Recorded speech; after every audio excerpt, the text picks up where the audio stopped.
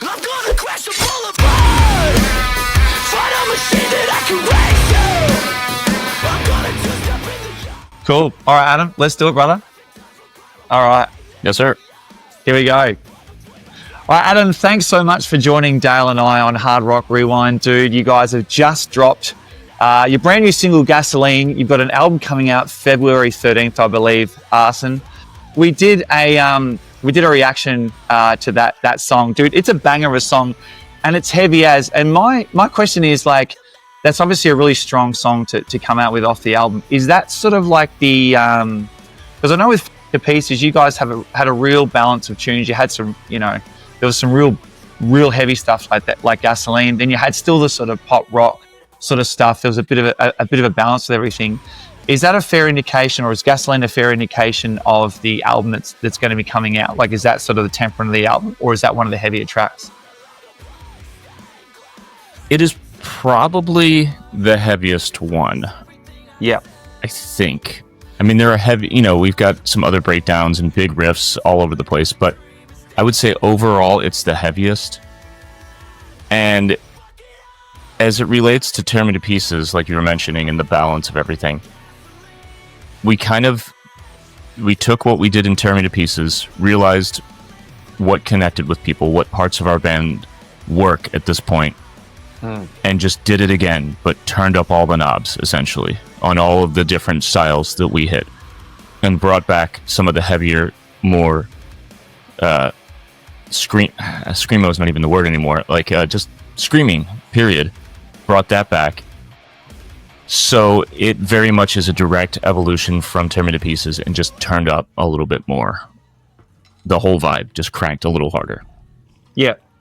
And are you conscious, like, when you're writing, like, for a new album, are you conscious of, like, what your fans want to, like, in the back of your mind when you're writing, like, oh, I'm not sure if these guys want to hear this, or you guys are just writing for, like, no, this is what we want to write. This is the songs that are coming out of us, and it's like, if they listen to it, they listen to it, whatever. It's a little bit of both, of course.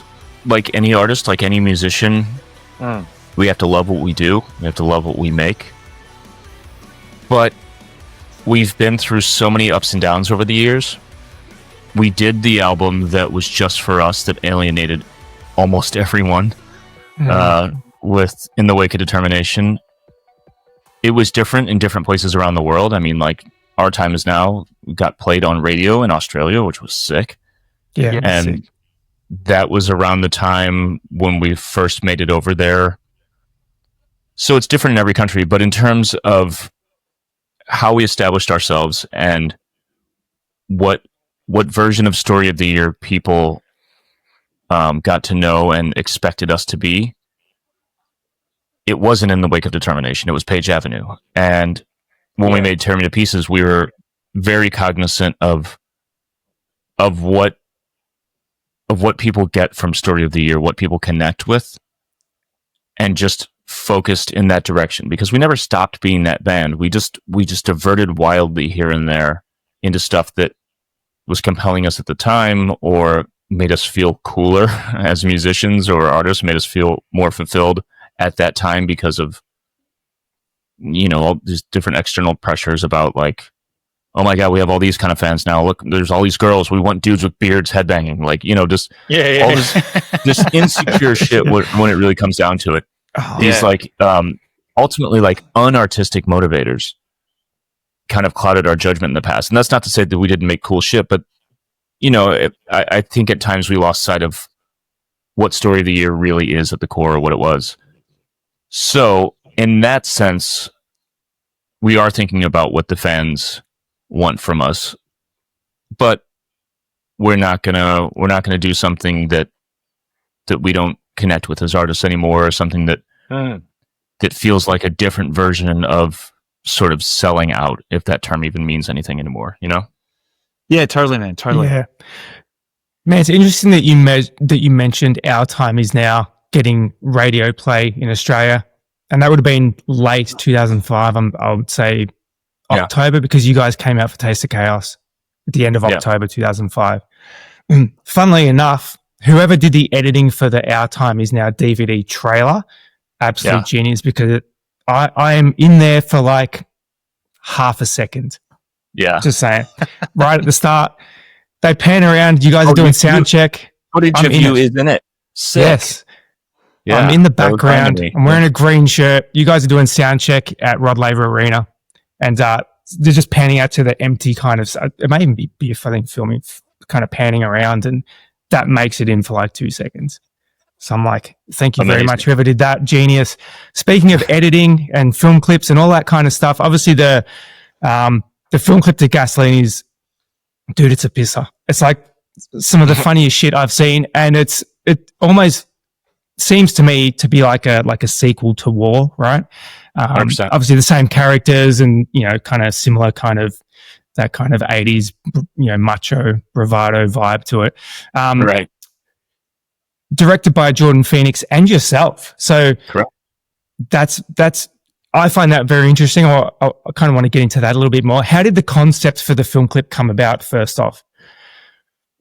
Well, like you said, it's a sequel to War. It's a direct sequel. There was actually going to be a prologue that was going to be time-wise, like maybe an hour after the events of War that would lead into this. Right. Ultimately, budgetarily, we couldn't make it happen. But yes, it is a direct sequel to War. And the idea of War, that was inspired by a movie within a movie of my favorite movie. Ryan and I especially love it. It's one of the band's favorites overall, Boogie Nights.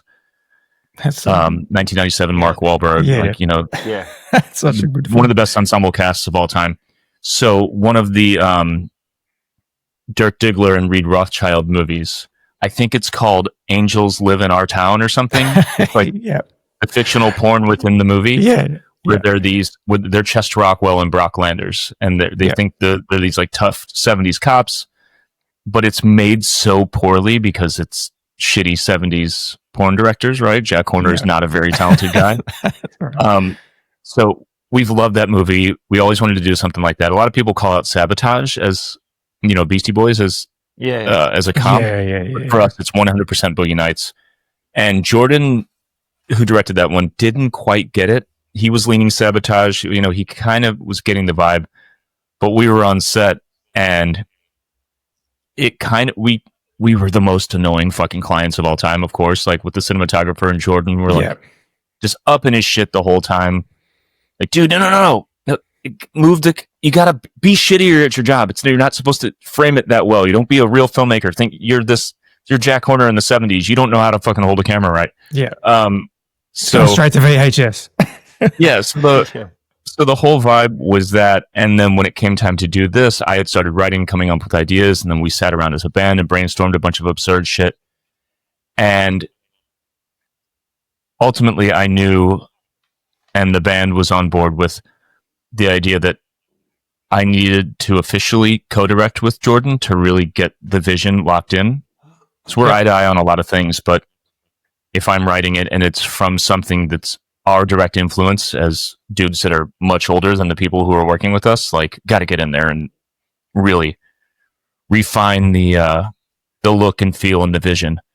So this one was actually inspired mostly by Commando. Yeah. We're all big Arnold Schwarzenegger fans. Yeah, sick. So it was Commando, a little bit of Scarface, and then on the parody side, 22 Jump Street and 21 Jump Street.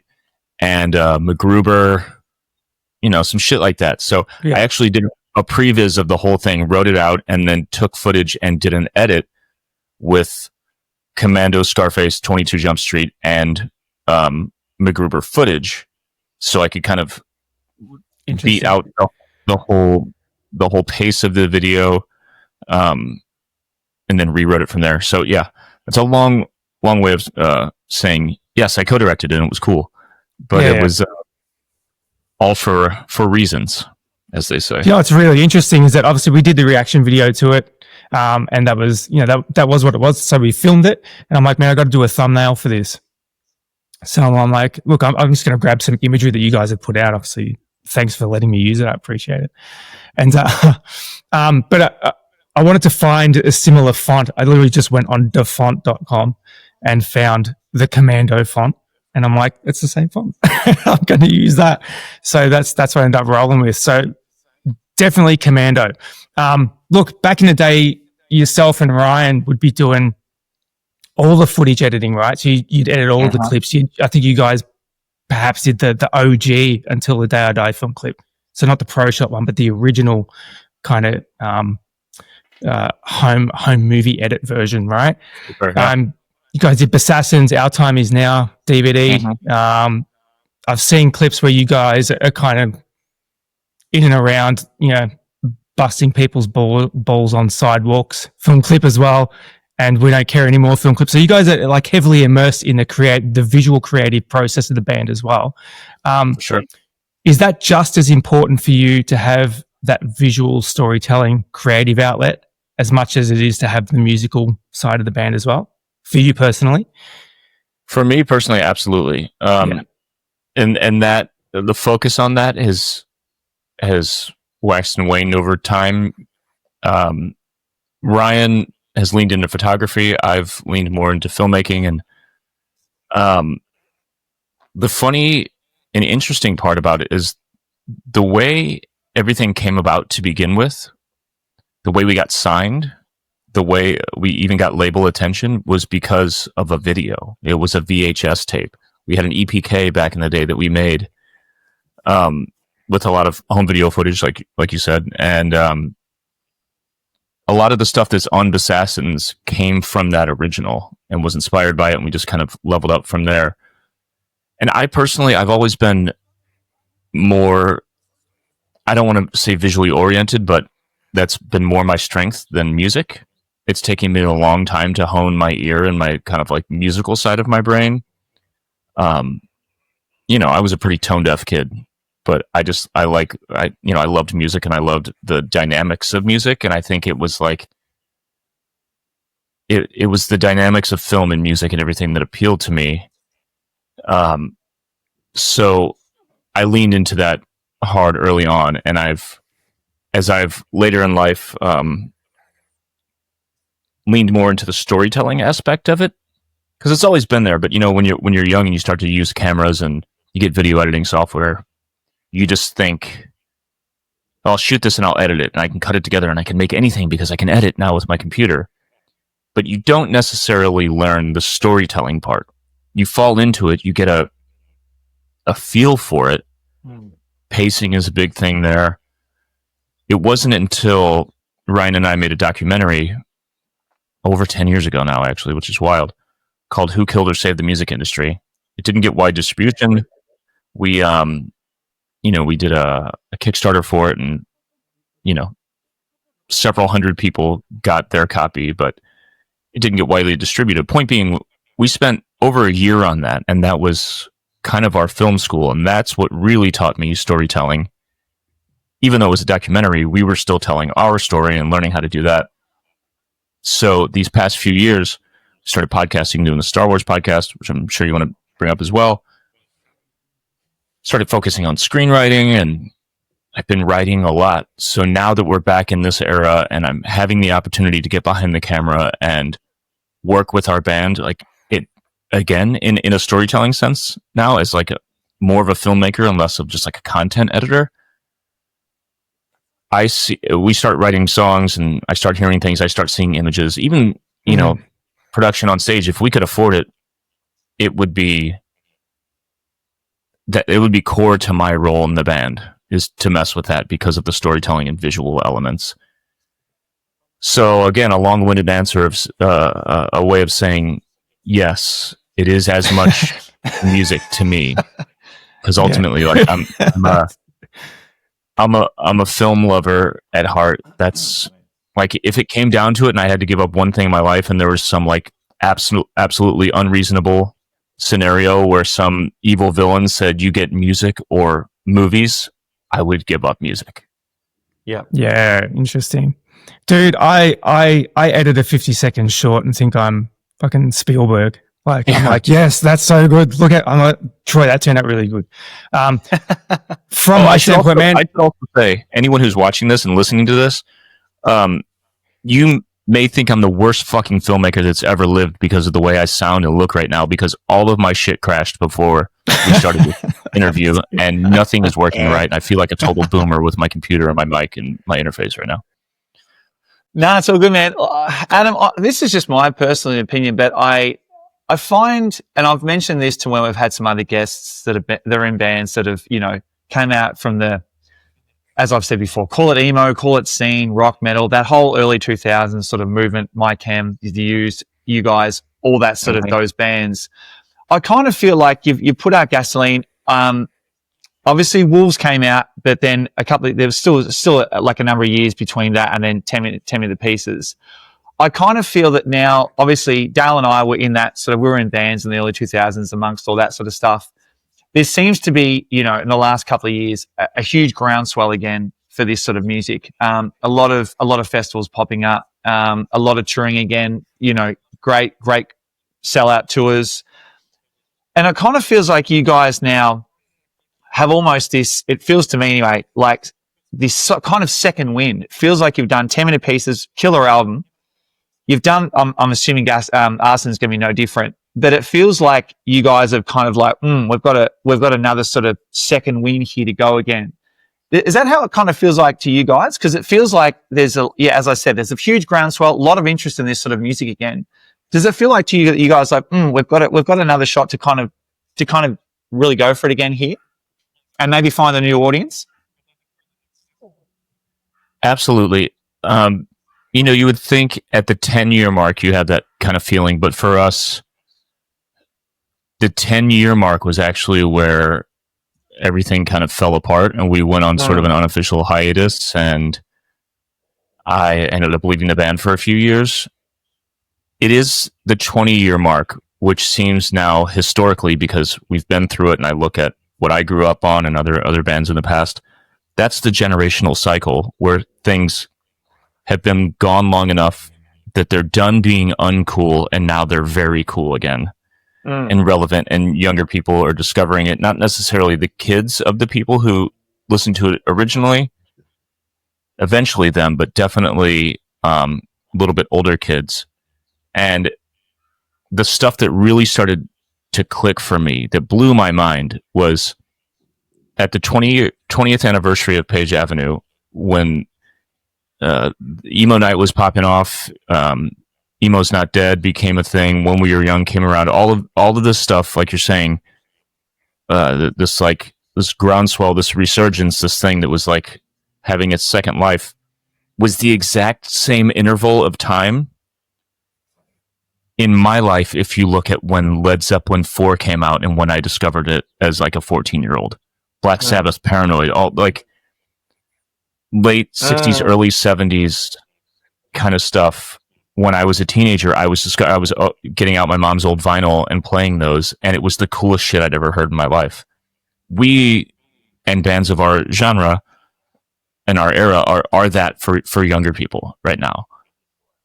It's wild to think about. It's only that amount of time, that interval of time, and you see that kind of rotating through. Now you see stuff from the later 2000s, the metalcore stuff starting to get big again, which is now syncing up with new metal from the 90s getting big again, which is the influence for that no one was like fully admitting out loud. And now it's just like, it's coalescing, it's syncing back up.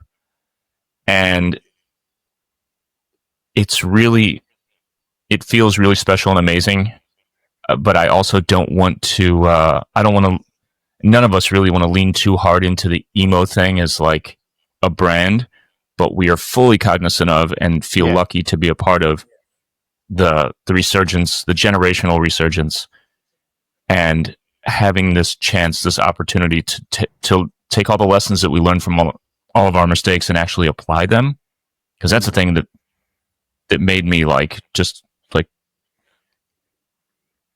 go to bed depressed, like wanting to cry, is that we went through all this shit.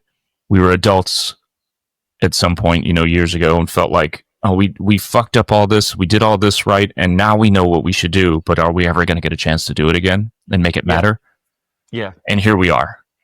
So now we're so lucky. I feel like I keep saying over and over, people ask about, what would you tell young bands, or what would you say about your career and what made it work. I just feel lucky. Like, you can be the hardest working band in the world, you can be the most talented artist, but without luck, without timing, shit just doesn't necessarily fall into place. Some of the best musicians in the world will never be heard by anyone, even with this democratized music industry where anyone can get their shit out there. We were so lucky. We had no idea that the kind of music we were making was on the verge of going mainstream. We had no idea that we were working with a producer who was going to help us do that with Page Avenue and become one of the first bands to take all of our influences from these kind of underground scene bands and take it to the mainstream and be part of this like foundational era.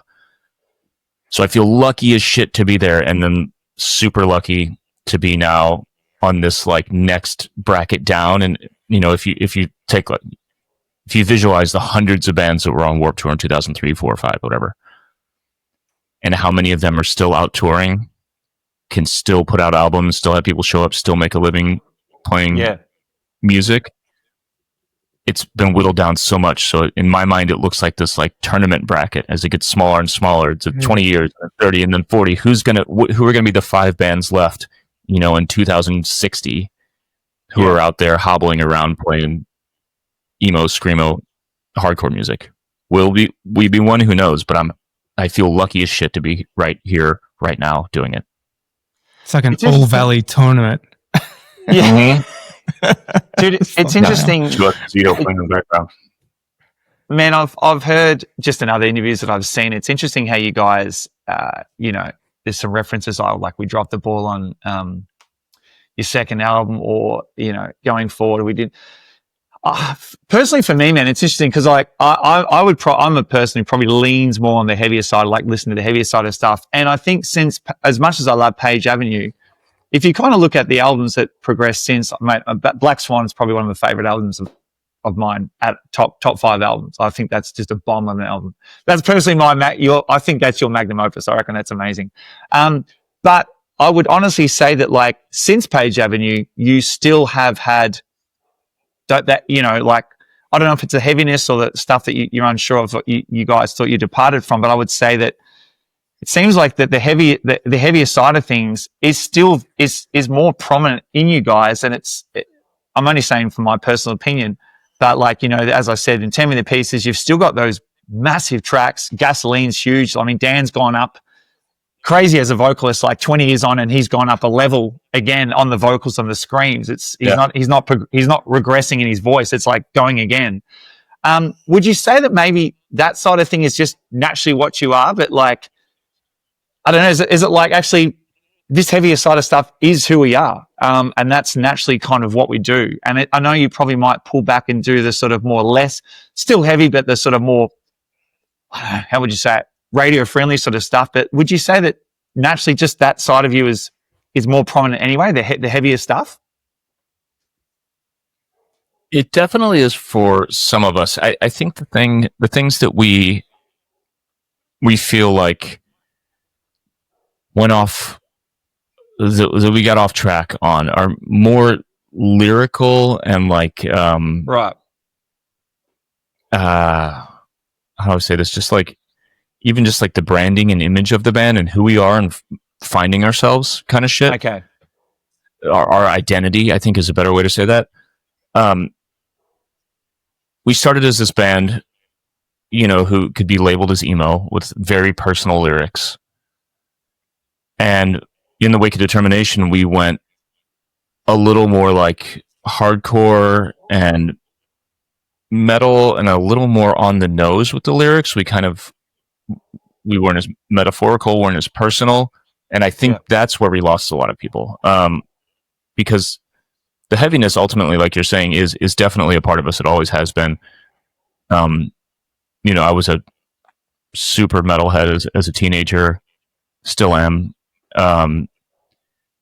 But I think it's lyrically and melodically bringing things back around that has worked.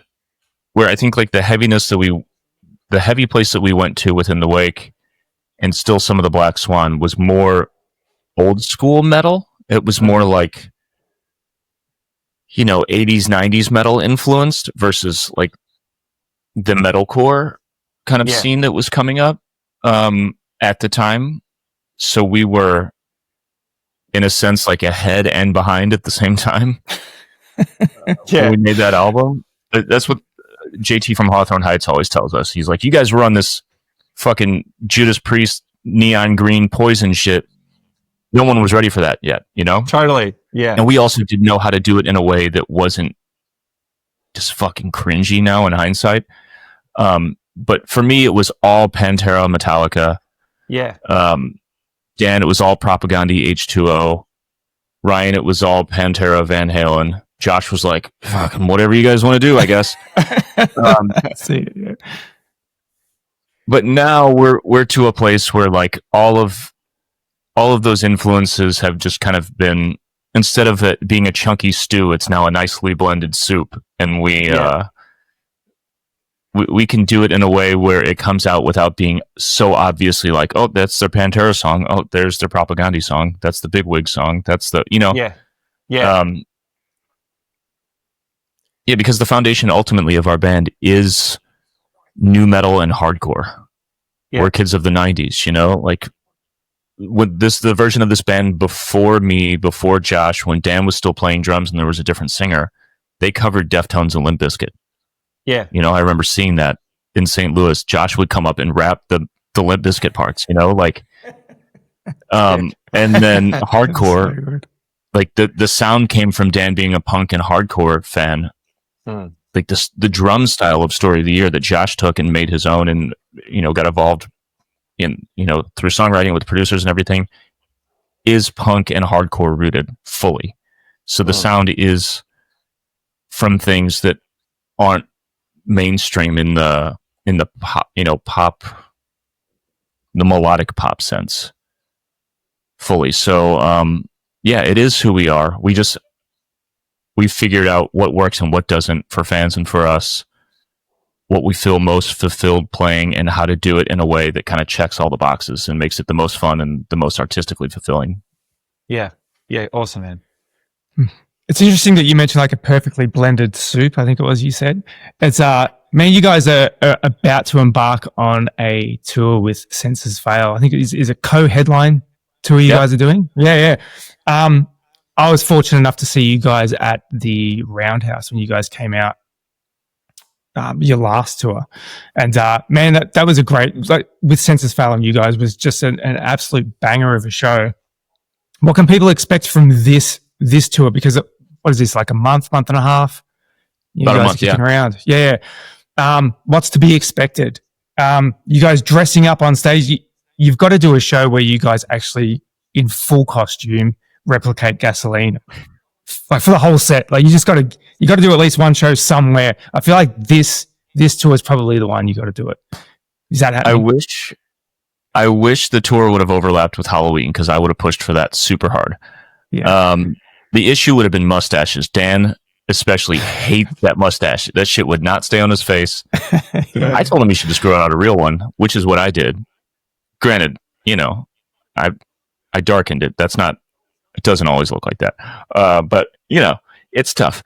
The weird thing about us, though, is we're not like an Electric Callboy or Blink-182 type of band where our music and our goofy sense of humor mesh and are one in a way. It's more like the juxtaposition of our music and the humor. It's like we can't not be idiots, so we just have to smash it into this like very serious music and have fun with it regardless. So when it comes to being on stage, it doesn't quite feel right. And even like making a video where we're playing in costume doesn't quite feel right either. Like, I don't think, like, the idea of Termity Pieces Gasoline with a performance element with us as those characters would kind of make me cringe. Right. Although I would like love to do it live once for Halloween or some special thing. I think people would lose their fucking minds. But at some point, I think we all have this where you kind of just see yourself, third person, screaming, headbanging, playing this shit, and looking like that, and it's like, what the fuck are you guys doing? You know? Yeah. So So that would be I a don't no. know. That would be Probably a no. I'm Probably usually the one that's like, yes, let's do the stupid thing, but everyone else is like, no, man, that's not gonna fucking work. Dan especially is like, how am I gonna go up there and sing all these emotional lyrics looking like that? Yeah. What do you want from me? But the tour in general, I hope it's debaucherous and absurd because we're such good friends with those guys. Jason from Senses Fail actually filled in for me for an entire tour last year or the year before with the Used. We're good friends. We've toured a lot and we love to fuck with each other. So I hope it gets weird and stupid. And since we're co-headliners, we're gonna. I mean, there's only so much space on stage at the size venues we're playing. So I think there will be certain nights where there's like 2 drum kits on stage at the same time, one, covered up or whatever for the next band to come on. I don't want to spoil anything or I don't want to tip anybody off, but I can't imagine Ryan or I, especially as stupid as we are, getting through a whole tour without going up there and fucking around with somebody and doing some dumb shit. Yeah. So it's going to be fun for sure. I mean, God, we used to make Josh's life such living hell back in the day. We would go find the dumbest shit we could backstage and bring it out. There was one show where we brought out a full-size camel on wheels. It was like a sculpture of a camel it had to be a Camel Cigarettes thing or something. Wheeled it out. There was one where we set up a 10 by 10 tent, like a merch tent on stage in front. Ryan just dragged it out and we set it up for no reason, just to like do something stupid on stage. But the stage was so small that it went from the very front of Josh's drums all the way to the edge of the stage. And at its full height, it completely blocked Josh and his vision. So he saw nothing but a giant blue triangle for 30 minutes. And he was so mad. And, we've always been so stupid. I used to climb on anything I possibly could. There was this theater somewhere in the Southwest in the United States with this beautiful, like vintage neon along this like wavy half wall kind of thing along the walls. There was a ledge you could climb up, which I did. And I stepped on the neon and I broke it. And it cost us like $5,000 to get it fixed or something. Like it was just always the dumbest shit. So, barring anything like destructive and stupid that ruins anyone's lives or shows or tour, I hope that we get into some dumb shit with these guys. Because it's been a while since we've been on this long of a tour with friends on this level. I'm very excited. Yeah, man. Look, that's going to be epic. We're very excited that you guys are coming back out to Australia in support of us and for Parkwaves. Obviously, that's a new thing that's started up with Destroyer Lines and Parkway Drive. Obviously, you guys are, I think, I would say one of the first bands announced for that. Man, you guys absolutely pumped to get back down here. It seems to be like every year you guys are down here. It's like for the last 4 years or so. It's absolutely insane. It feels good, man, because Australia's always been our top 3 places to play in the world. It's fluctuated between 1 and 2, like just forever. And Australia for a long time was actually like our biggest market to play. Our biggest headlining show still to date was in Sydney in I think 2006 or something.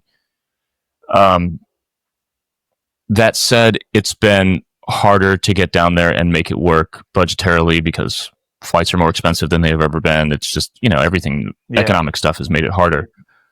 So having opportunities like Knotfest and this Parkwaves tour to get us back there and get it reignited and make it work are amazing. And I'm, despite the fact that we're going to be, on complete opposite time schedules from our families for 5 weeks, I couldn't be more stoked to have this opportunity and get to play with a band like Parkway Drive, who is a great band, but also, massive. They're big enough in the States to be called a big band, but they're fucking massive down there.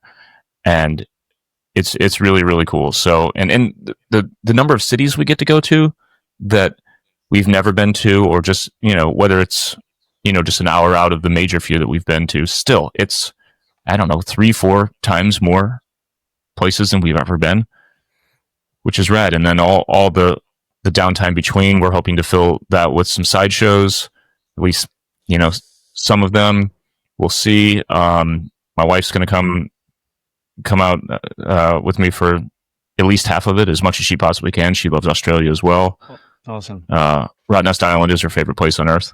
Yeah. I don't know if she'll be there for the Perth part of the thing, but yeah, man, it's just great. We love the Australian fans. We love everything about the country. To be honest, we love being down there with you guys, and we get to do it for longer than ever next year. Yeah, man. We're super pumped to have you guys here. I think I'm going to try and get to the Maitland gig. I'm going to get to the Maitland gig. But any side shows, man, kind of put that shit out. People want to know, like we're hanging. So, so get those announcements out there. Absolutely. For sure. Well, we'll be mindful of your time, and we'll just go maybe one question each again, and then we'll finish up, Adam, because I know you got to run. I'm just as a vocalist, I'm just curious. Obviously, when Phil left and you've come back and you're taking over the BV, so to speak, of the harmonies, and I've seen you scream. Correct me if I'm wrong. Prior to that, I don't remember you doing backups on stage, or you may have screamed. But what was it? Did you have to get lessons, or how did you go? Because I've watched live videos of you guys since, man. And you're doing the high harmonies and you're screaming. Was that something you had to like completely learn to do, or you've always kind of sung? Maybe back, you've sung, but you just weren't doing it on stage, or how'd that go? A little bit of all of it. I mean, I've always been some amount of a vocalist. I was like a shitty Fred Durst in a nu metal band back in the day, sort of. Awesome. Always been trying to sing and scream, and I've always done backups in Story of the Year, just screams and gang vocals, Yeah. But like I said earlier, I was kind of a tone deaf kid, so it took me a long time to learn how to sing. Yeah. Sing. And I still don't have a great voice, but I can make it work. And I guess with Phil back in the day, he's such a talented vocalist with such an insane range. There was just no point to me doing anything but just gang vocals and screams, So it was big shoes to fill. But I mean, aside from a few key parts, I think there's one part in the song The Black Swan that is just wildly out of my range, that I sing a lower variant of the melody, Yeah. But everything else, it has taken a lot of practice. Yeah, I haven't had lessons, but I've always been kind of like a self-taught dude across the board with everything. So I've studied more than I've actually practiced, which is usually like how it works. I study the shit out of something, I get it in my head, and then when it comes time to really do it, I'm full of anxiety and freaking out, and I eventually get better. So that's kind of where I am now. And the funny part is, I feel like I've made the most progress with my ear, learning how to sing and getting confidence because of my wife. She's not a professional singer. She doesn't have like a strong, well-trained voice or anything. She didn't, I think she took piano lessons when she was a kid, but she has naturally really good pitch and a really amazing ear. Like, she can pick out a song way faster than me. We got a piano in our dining room, and she'll just go bam, bam, bam, fuck, there it is. Moving on, Yeah. So she's always singing around the house, and especially singing to our dogs and just singing funny songs. Just, with whatever melody stuck in our heads, she'll sing that, and dog lyrics essentially. So being together the past 13 years or whatever it's been, I've gotten in the habit of doing that too. So we're always singing dumb stuff, whether it's in like a dog voice or to the dogs or whatever. And doing that and joking, to me, like, helps ease the tension, like the self-consciousness of trying to sing. Yeah. And then it's like built-in practice without being purposeful about the practice. So that has helped me so much. Something I didn't quite realize until a few years ago. And then when it came time to do the Story of the Year stuff, obviously I know our songs, and when I break them down, and also learning audio engineering, like actually tuning vocals, working with other instruments than just my bass, and you start to develop this, like, there is a thing, I don't know exactly what it's called or how it's been studied, but just thinking about something and studying it makes you better at it. Like, you can think about a skateboard trick for a month and not skateboard and then go do it, something that you couldn't land for the year before. You just, you create Visualize this it. visualization, this, you almost like create muscle memory on a mental level. And I think playing instruments, singing, anything artistic works in a similar way, or at least it has for me. Maybe that's my half autistic brain. I don't know, works that way and not everyone else's does, but that seems to work for me. Awesome, man. Awesome. So going straight I'm really long-winded today. I'm sorry. You're good, man. It's the morning. You guys, it's like 4 a.m. for you. Very sorry. It is, yeah. Yep. It's 4:15. Look, it is what it is, mate. 4:15? In the morning. Yeah. Fuck me. I'm so sorry. No, dude. No. Good, hey, we spoke about this. It's fine. It's all good, man. All right.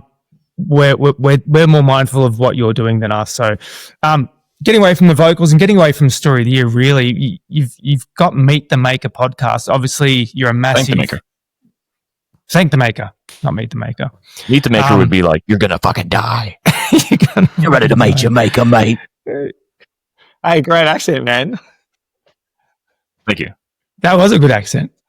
It sounds just like us. I also study accents. I'm a linguist. Oh, huge Star Wars fan. Obviously, I grew up. I was born in '78, so you can't help but know Star Wars, right? Absolutely. How does talk me through the process of having the conversation with William Ryan Key from Yellow Card? How does that even come up in a conversation to just find out that you both have an affinity for Star Wars? Like what, and then to having that conversation to be like, hey, let's do a podcast.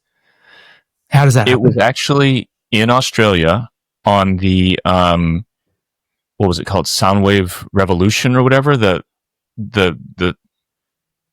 one that ended up being a big debacle and was a big problem. It was supposed to have Van Halen on it. The 1 year when they tried to do 2 in 1 year. All-time low was on it. I was on it with drugs, I think. There was all this wild stuff. Anyway, we were there with Yellow Card. And we had known those guys for years, but we had never become friends for real because there was this unspoken beef between us and this competition. And at some point, Ryan came to us during their dark times, was like, hey man, just want to apologize. If I was ever a dick to you guys, I just want you guys to know. I apologize. Think you guys are rad, whatever. And we became friends. And then it was that tour where we were all sitting at this restaurant outside, just having the fucking time of our lives, drinking beers, whatever, started talking about Star Wars. And it was like the moment in Step Brothers where Will Ferrell and John C. Reilly have the, did we just become best friends moment? Yeah. We're talking about Lost and then Star Wars and then just hit it off and connected from there and instantly became really good friends. And that kind of evolved over time until I want to say 2018-ish, 2017. I wanted to start a podcast, a movie podcast. I've been, a long time podcast listener. I probably listen to more podcasts than I do music, almost definitely. I love the format. It's kind of like my, I don't know, it keeps me kind of grounded.